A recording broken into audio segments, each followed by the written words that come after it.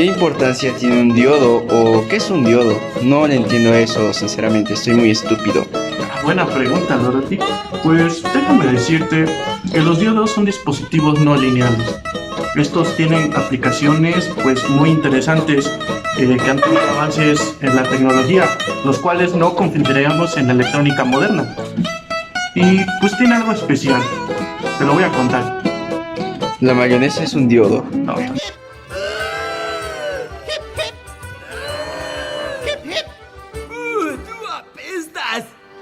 Este día les vamos a hablar sobre algo muy interesante que son los diodos. Les vamos a hablar de los diodos rectificador, Zener, Tuner, Varactor, Pinch, Schottky o como se diga, la neta no sé.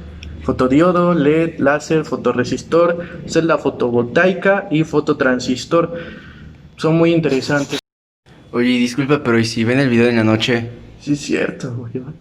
Pues no importa, es para cualquier hora. O sea, yo me duermo a las 5 de la madrugada y despierto a la 1 de la tarde. ¿Qué crees que todos están pendejos como tú? Una hora después, 2 horas después, 3 horas después. Puedes hacerlo de una vez, se me terminaron los carteles. Se los vamos a presentar lo primero, la historia y la invención. En 1874, el científico alemán Carl Ferdinand Braun descubrió la naturaleza de conducir por una sola dirección de los cristales semiconductores. Braun patentó el rectificador de cristal en 1899. Los rectificadores de óxido de cobre y selenio fueron desarrollados para aplicaciones de alta potencia en la década de los 1930. Y bueno, el segundo nombre que voy a mencionar también es muy importante. Se llama John Ambrose Fleming.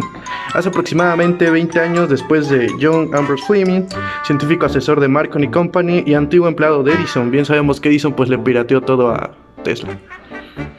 Y bueno, se dio cuenta que el efecto Edison podría usarse como un radio detector de precisión. Fleming patentó el primer diodo termoiónico en Gran Bretaña, 16 de noviembre de 1904. Ya tiene historia. Ok, sí, lo ven bien. Él es. Y el tercer nombre es Jagdish Chandra Bose. Es un científico de origen indio. Fue el primero en usar el cristal semiconductor para detectar ondas de radio en 1894. El detector de cristal semiconductor fue desarrollado en un dispositivo práctico para la recepción de señales inalámbricas por General Ryder Pickard, quien inventó el detector de cristal de silicio. Y fue quien inventó un detector de cristal de silicio en 1903 y recibió una patente de ello el 20 de noviembre de 1906. Y esos fueron nuestros actores, recién pagados y bien contribuidos en su forma de vestir y haciendo la imitación exacta de lo que eran algunos de los inventores de los diodos. Y bueno, los diodos a veces pues tienen una forma muy peculiar de comportarse, ya sea de cómo estén conectados, ya sea de forma directa o indirecta. Bueno, pues este término también se refiere a un diodo muy importante llamado el diodo semiconductor. Entonces hablamos de unión PN con cierto dopaje. Eso quiere decir que tiene cierta impureza, ya sea en el átomo de silicio o sea de germanio.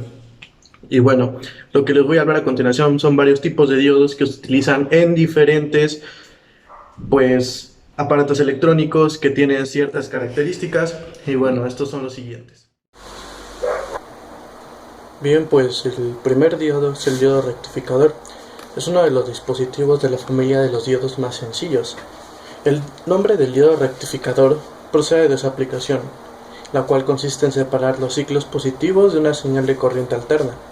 Un diodo rectificador es muy útil para pasar solo la mitad positiva o la mitad negativa de una señal de corriente alterna, mediante el proceso de rectificación, he ahí su nombre. Comúnmente los circuitos rectificadores son utilizados en el diseño de fuentes de poder, donde la potencia de corriente alterna se debe transformar en potencia de corriente directa, lo cual es muy útil para circuitos electrónicos y digitales. Si se aplica al diodo una tensión de corriente alterna durante los medios ciclos, se polariza de forma directa.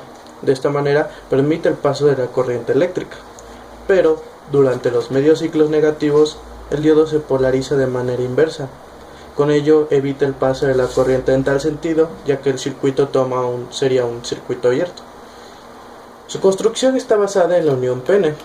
Bien sabemos que son semiconductores extrínsecos en donde en el tipo P hay más huecos que son mayoritarios que electrones. Impurezas del grupo 3 que son de modo aceptador y que todos los átomos de aceptador son ionizados. En el tipo N más electrones que huecos, que hay impurezas del grupo 5 que son donadores y todos los átomos de donador ionizados son positivos. Este tipo de diodos, normalmente de silicio, soportan elevadas temperaturas hasta los 200 grados Celsius en la unión, siendo su resistencia muy baja y la corriente en tensión inversa muy pequeña. Durante la fabricación de los diodos rectificadores se consideran tres factores. El primero es la frecuencia máxima en que realizan correctamente su función. El segundo es la corriente máxima en que pueden conducir en sentido directo. Y por último, las tensiones directa e inversa máximas que soportarán. Una vez que el diodo entra en conducción, se considera que la tensión aumenta linealmente con la corriente. La curva del diodo se aproxima a una recta que pasa por 0,7 volts y tiene una pendiente cuyo valor es la inversa de la resistencia interna. Una de las aplicaciones clásicas de los diodos rectificadores es en las fuentes de alimentación. Aquí convierten una señal de corriente alterna en otra de corriente directa. Aquí mostramos su diagrama y también lo que es su curva característica, donde está el punto de ruptura en una corriente inversa del lado negativo y en la zona directa del umbral que decíamos que es de 0,7 volts para la activación de diodos de silicio. El diodo Zener es un diodo de silicio fuertemente dopado que se ha construido para que funcione en las zonas de rupturas. Recibe ese nombre por su inventor Clarence Melvin Zener. El diodo Zener es la parte esencial de los reguladores de tensión casi constantes con independencia de que se presenten grandes variaciones de la tensión de red, de la resistencia de carga y temperatura. En el diodo Zener podemos decir que la ruptura no es destructiva. En la zona Zener se comporta como una fuente de tensión, llamada tensión Zener. También necesitamos un límite de corriente inversa. Y podemos añadir al modelo lineal la resistencia Zener. En esta imagen podemos ver su límite máximo, normalmente el límite de potencia máxima. Estas pueden ser aplicadas en pequeñas fuentes de tensión y referencias. En su curva característica podemos ver del lado de la polarización inversa una descripción que va del lado con la corriente de avalancha. La corriente de avalancha es donde está cerca de la zona operativa, que es propiciada por una corriente de fuga. Cuando ésta se polariza en directa, la corriente va linealmente, es un voltaje directo. Vamos a describir los fenómenos de avalancha o Zener. En la avalancha, la ruptura de los enlaces se produce por el choque de los portadores minoritarios contra los átomos de cristal. Los portadores son acelerados por el campo externo aplicado. Zener. Cuando más uno de los semiconductores para provocar un elevado gradiente de campo eléctrico en la zona de transición. Y este es el causante de la ruptura de los enlaces. Una de las diferencias es que el coeficiente de temperatura positivo en el caso de la ruptura por avalancha y negativo en el caso de ruptura Zener. ¿Cuándo se produce cada una? Para el silicio, si la tensión a la que se produce la ruptura es menor a 4.5 voltios, la ruptura es tipo Zener. Si es mayor que 9 voltios, es tipo avalancha. A tensiones entre 4,5 y 9 voltios es mixta. Para el germanio lo mismo, pero con 2,7 y 5,4 voltios. Bueno, una de sus aplicaciones del diodo Zener puede ser como circuito recortador, cuando son con fuentes de corriente alterna para recortar señales. Conexiones en antiparalelo se usa para recortar en dos niveles, uno positivo y el otro negativo.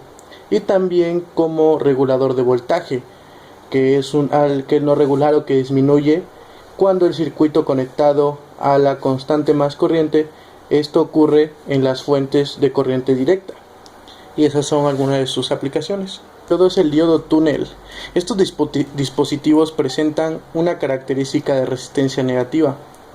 Esto es, si aumenta la tensión aplicada en los terminales del dispositivo, se produce una disminución de la corriente.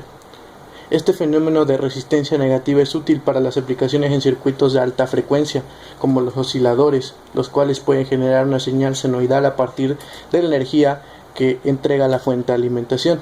Los diodos de efecto túnel son dispositivos muy versátiles que pueden operar como detectores, amplificadores y osciladores. Poseen una región de juntura extremadamente delgada que permite a los portadores cruzar con muy bajos voltajes de polarización directa y tienen una resistencia negativa. Esto es, la corriente disminuye a medida que aumente el voltaje aplicado. Produce un efecto túnel que en la mecánica cuántica nos dice que este efecto permite que un electrón o cualquier partícula cuántica penetre y atraviese una zona que en un principio estaría prohibida. Con esto nos referimos a que el electrón no tiene suficiente energía cinética, la que tiene debido a su velocidad, por hacer un análogo clásico. Esto para atravesar una zona, porque hay un potencial eléctrico, por ejemplo, que debería impedir su paso ahí. Aquí vemos su símbolo y su curva característica. Acá hay una zona de resistencia negativa, que es donde se causa el efecto túnel. En esta zona tienen dopadas mucho las dos zonas del diodo, 10 a las 5 veces mayor.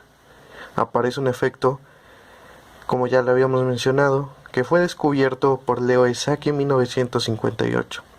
Una de sus ventajas es que es de muy alta velocidad. La alta velocidad de operación significa que el diodo túnel puede utilizarse para aplicaciones de radiofrecuencia de microondas, una longevidad, y que se han realizado estudios del diodo túnel y su rendimiento se ha demostrado que permanece estable durante largos periodos de tiempo, donde otro dispositivo semiconductor se puede tener degradados. Sus desventajas son la reproducibilidad. Ha sido posible hacer que el diodo de efecto túnel, como en el rendimiento, reproducible de los niveles a menudo necesarios. Tiene una baja de pico de Valle cociente de liquidez. La región de resistencia negativa y el pico de corriente de Valle no tienen un valor tan alto como a menudo se requiere para producir los niveles de rendimiento que se pueden lograr con otros dispositivos. El siguiente es el diodo varactor. Los diodos varicap o varactores son diodos que se utilizan como condensadores variables controlados por tensión. Se basan en la capacidad de transición de una unión, que esta es la PN, polarizada inversamente.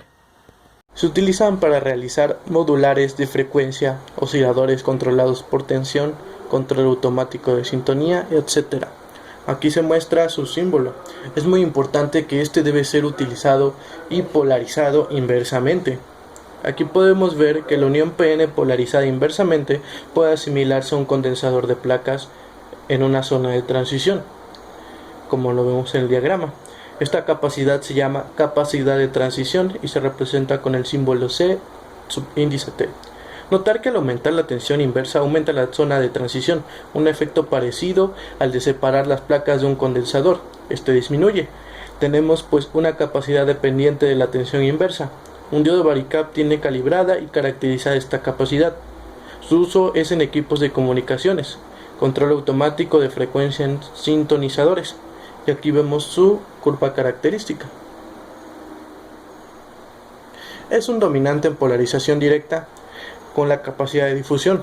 Esta capacidad está ligada a la concentración de monitorarios en los bordes externos de la zona de transición. Al incrementar la tensión que tiene que producirse, un aumento de concentración de minoritarios que tarda tiempo en producirse, lo que se asocia a la llamada capacidad de difusión. Una de las aplicaciones del diodo varactor es que se usan ampliamente en muchos diseños de sistemas de radiofrecuencia, DRF. Estos diodos proporcionan un método para variar la capacitancia dentro de un circuito mediante la amplificación de un voltaje de control. El diodo PIN El diodo PIN es una estructura de 3 capas, siendo la intermedia un semiconductor intrínseco y las externas una de tipo P y la otra de tipo N. Estructura PIN es Pi y N que da nombre al diodo. Sin embargo, en la práctica la capa intrínseca se sustituye bien por una capa de tipo P de alta resistividad o bien por una capa tipo N de alta resistividad. La región intrínseca amplia es un contraste con un diodo PN ordinaria. La región intrínseca amplia hace que el diodo PIN, un rectificador inferiores, pero hace que el diodo PIN adecuado para atenuadores, interruptores rápidos, fotodetectores y aplicaciones de electrónica de potencia de alta tensión. En su operación, un diodo PIN opera bajo lo que se conoce como la inyección de alto nivel. En otras palabras, la región intrínseca se inunda con los portadores de carga de las regiones de N, P, I. Su función se puede comparar a llenar un cubo de agua con un agujero en el lado. Una vez que el agua alcance el nivel del agujero en el que comenzará a derramar, del mismo modo, el diodo al conducir la corriente, una vez que los electrones y los huecos inundados llegan a un punto de equilibrio, donde el número de electrones es igual al número de agujeros en la región intrínseca. Cuando el diodo está polarizado hacia adelante, la concentración de portadores inyectada es típicamente varios órdenes de magnitud más alta que la concentración de portadores nivel intrínseco. Entre sus características de un diodo PIN es que obedece a la ecuación del diodo estándar para señales de baja frecuencia. A frecuencias más altas, el diodo se parece a una resistencia casi perfecta. La resistencia de alta frecuencia es inversamente proporcional a la corriente continua de polarización a través del diodo. En un diodo PIN, la región de agotamiento existe casi por completo dentro de la región intrínseca. Esta región de agotamiento es mucho más grande que en un diodo PN y casi constante de tamaño, independiente de la polarización inversa aplicada al diodo. Las aplicaciones del diodo PIN es que son utilizados como conmutador de radiofrecuencia, resistencia variable, protector de sobretensiones, fotodetector y atenuadores. Como ven, esta es su curva característica. El siguiente es el diodo Schottky. El diodo Schottky, a diferencia del diodo semiconductor normal que mantiene una unión PN, el diodo Schottky o diodo de barrera tiene una unión metal N. Estos diodos se caracterizan por su velocidad de conmutación y una baja caída de voltaje cuando estos están polarizados en directo, típicamente de 0,25 a 0,4 voltios. Una unión metal semiconductor N se produce el llamado efecto Schottky. La zona N debe estar poco dopada. Estos dispositivos son muy rápidos. La corriente de fuga son significativamente mayores. Son menores tensiones de ruptura y tienen caídas directas más bajas. Unas tensiones de codo que son casi iguales a 0.2 volts. Y también tienen varias aplicaciones digital y en electrónica de potencia. Su creador fue Walter H. Schottky en 1938. Una de sus características es que tiene la poca capacidad de conducción de corriente en directo en sentido de la flecha. Esta característica no permite que sea utilizado como diodo rectificador. También es que no acepta grandes voltajes que lo polaricen inversamente. El proceso de rectificación antes mencionado también requiere que la tensión inversa que tiene que soportar el diodo sea grande. Como podemos ver en su curva característica, el diodo PN común tiene la curva en color rojo y el diodo Schottky en color azul. Se observa del diagrama que el diodo Schottky tiene una caída de voltaje cuando se está polarizando en directo menor a la que tiene el diodo PN. También se observa que sucede lo mismo cuando los diodos se polarizan en inverso. Sin embargo, este diodo encuentra gran cantidad de aplicaciones en circuitos de alta velocidad como en computadoras. Estas aplicaciones necesitan grandes velocidades de conmutación y su poca caída de voltaje en directo causa poco gasto de energía. El fotodiodo Es un semiconductor construido con una unión PN, sensible a la incidencia de la luz visible o infrarroja. Para que su funcionamiento sea correcto se polariza inversamente, con lo que producirá una cierta circulación de corriente cuando sea excitado por la luz. Debido a su construcción, los fotodiodos se comparten y se comportan como células fotovoltaicas, es decir, iluminados en ausencia de una fuente exterior de energía, genera una corriente muy pequeña con el positivo en el ánodo y el negativo en el cátodo. En el fotodiodo la corriente, que varía con los cambios de luz, es la que circula en sentido inverso al permitido por la juntura del diodo, es decir, para su funcionamiento del fotodiodo es polarizado de manera inversa. Se producirá un aumento de la circulación de corriente cuando el diodo es excitado por la luz. En ausencia de la luz, la corriente presente es muy pequeña y recibe el nombre de corriente de oscuridad. Los diodos basados en compuestos 3 y 5 presentan una corriente de fugaz proporcional a la luz incidente, siendo sensibles a una determinada longitud de onda. Estos fotodiodos se usan en el tercer cuadrante, siendo sus aplicaciones principales sensores de luz y comunicación. Estos diodos normales presentan variaciones en la corriente de fugas proporcionales a la temperatura y pueden ser usados como sensores térmicos. Aquí mostramos su curva característica. El material empleado en la composición de un fotodiodo es un factor crítico para definir sus propiedades. Suelen ser compuestos de silicio, sensible a la luz visible, germanio para la luz infrarroja o de cualquier otro material semiconductor. También es posible la fabricación de fotodiodos para su uso en el campo de infrarrojos medios, pero estos requieren refrigeración por nitrógeno líquido. Antiguamente se fabricaban exposímetros con un fotodiodo de selenio, de una superficie amplia. Su uso es que, a diferencia del LDR, el fotodiodo responde a los cambios de oscuridad a iluminación y viceversa con mucha más velocidad, y puede utilizarse en circuitos con tiempos de respuesta más pequeños. Se usa en los lectores de CD, recuperando la información grabada en el curso del CD, transformando la luz del láser reflejada en el mismo en impulsos eléctricos para ser procesados por el sistema y obtener como resultado los datos grabados, y también son usados en la fibra óptica del mismo y circula por él una corriente eléctrica. Este fenómeno es una forma de electrominiscencia. El color depende del mineral o del material semiconductor empleado en la construcción del diodo, y puede variar desde el ultravioleta, pasando por el visible, hasta el infrarrojo. Los diodos emisores de luz que emiten luz ultravioleta también reciben el nombre de LED UV. Su funcionamiento físico consiste en que los materiales semiconductores, un electrón al pasar de la banda de conducción a la banda de valencia, pierde energía. Esta energía perdida se puede manifestar en forma de un fotón desprendido, con una amplitud, una dirección y una fase aleatoria. Que esa energía perdida, cuando pasa un electrón de la banda de conducción a la de valencia, se manifieste como un fotón desprendido como una otra forma de energía, como calor por ejemplo, va a depender principalmente del tipo del material semiconductor. Cuando un diodo semiconductor se polariza directamente, los huecos de la zona P se mueven hacia la zona N y los electrones de la zona N hacia la zona P. Ambos desplazamientos de cargas constituyen la corriente que circula por el diodo. Aquí vemos que el semiconductor es un compuesto 3A5, puede ser de galio hasta arsénuro. Con la unión PN polarizada directamente emiten fotones de cierta longitud de onda, como podemos ver en la imagen. Dentro del LED se encuentra un encapsulado epoxi, un contacto de UPO o el ánodo, un marco de Planck que indica el cátodo, un chip semiconductor y un cátodo reflector, y una terminal del cátodo que es no negativo.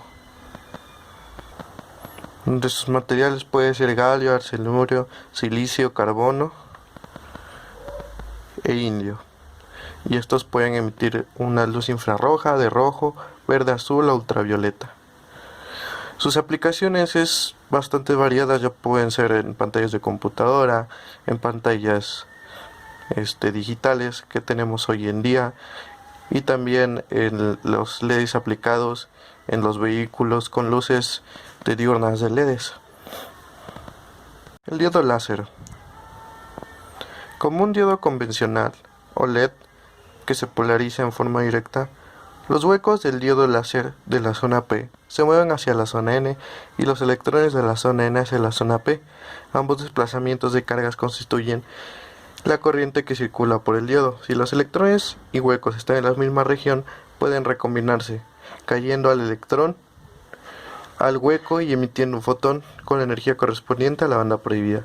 Esta emisión espontánea se produce normalmente en los diodos semiconductores, pero solo es visible en algunos de ellos, como los LEDs, que tienen una disposición constructiva especial en el propósito de evitar una radiación que sea absorbida por el material circundante, y habitualmente una energía de la banda prohibida coincidente con la correspondiente al espectro visible. En otros diodos la energía se libera principalmente en forma de calor, radiación infrarroja o radiación ultravioleta. Aquí vemos la curva característica de la salida de los diodos láser, que es una dependencia de salida como función de la temperatura. Los diodos láser son más recomendables como fuentes ópticas para sistemas de comunicación con grandes separaciones entre repetidores y altas velocidades de transmisión. Se puede lograr distancias de 100 km y repetidores con velocidades de 1 GHz. Pues su composición de material de todos los láseres del diodo están constituidos con materiales semiconductores y ya tienen las propiedades y características de los diodos eléctricos. Una de las ventajas es que son muy eficientes, son muy fiables, muy rápidos en tiempos de media, con una vida muy larga, son económicos, permiten la modulación directa de la radiación emitida, su volumen y peso son muy pequeños, el umbral de corriente que necesitan para funcionar es relativamente bajo. Algunas de sus aplicaciones son en comunicaciones de datos por fibra óptica, lectores de CD, DVD, Blu-ray, HD-DVD, entre otros, interconexiones ópticas entre circuitos integrados, impresoras láser, escáneres o digitalizadores, sensores y también a veces armas láser. La fotorresistencia es un componente electrónico cuya resistencia disminuye con el aumento de intensidad de luz incidente. Puede también ser llamado concha de Day-Kroner Photoresistor, el fotoconductor, célula fotoeléctrica o resistor dependiente de la luz, cuyas siglas LDR se originan de su nombre en inglés Rye Dependent Resistor. Su cuerpo está formado por una célula o celda y dos pastillas. Un fotorresistor está hecho de un semiconductor de alta resistencia como el sulfuro de cadmio. Si la luz que incide en el dispositivo es de alta frecuencia, los fotones son absorbidos por la elasticidad del semiconductor, dando a los electrones la suficiente energía para saltar a la banda de conducción. El electrón libre que resulta y su hueco asociado conducen la electricidad, de tal modo que disminuye la resistencia. Los valores título del enlace típicos varían entre 1 megaohmio o más en la oscuridad y 100 ohmios en la luz brillante. Hay muchas aplicaciones en las que la fotorresistencia es muy útil, en casos que la exactitud de los cambios no es importante como en los circuitos. Luz nocturna de encendido automático que utiliza una fotorresistencia para activar una o más luces al llegar a la noche. El controlado por la luz, donde el estado de iluminación de la fotorresistencia activa o desactiva un relap, que puede tener un gran número de aplicaciones. En resumen, todo lo antes expuesto podemos decir que una fotorresistencia, también llamada fotorresistor, fotoconductor o celda fotovoltaica, es una resistencia cualquiera que cambie su valor dependiendo de la cantidad de luz que lo ilumina. En especial disminuye cuando aumenta la intensidad de luz incidente. Acá dejamos su logo y su curva característica. Fotovoltaica es un semiconductor expuesto a la luz. Un fotón de energía arranca un electrón, creando a la vez un hueco en el átomo excitado. Normalmente el electrón encuentra rápidamente otro hueco para volver a llenarlo, y la energía proporcionada por el fotón, por tanto, se disipa en forma de calor. El principio de una célula fotovoltaica es obligar a los electrones y a los huecos a avanzar hacia el lado opuesto del material en lugar de simplemente recombinarse en él. Así, se producirá una diferencia de potencial y por lo tanto tensión entre las dos partes del material, como lo ocurre en una pila. El efecto fotovoltaico lo podemos ver en su curva característica, es que en el lado negativo actúa o tiene un comportamiento como un fotodiodo, y del lado positivo ya tiene un comportamiento como una célula fotovoltaica o una célula solar. Cuando incide luz en la unión PN, la característica del diodo se desplaza hacia el cuarto cuadrante. En este caso el dispositivo puede usarse como un generador, como lo vemos aquí en su zona de uso, que también puede ser en paneles solares.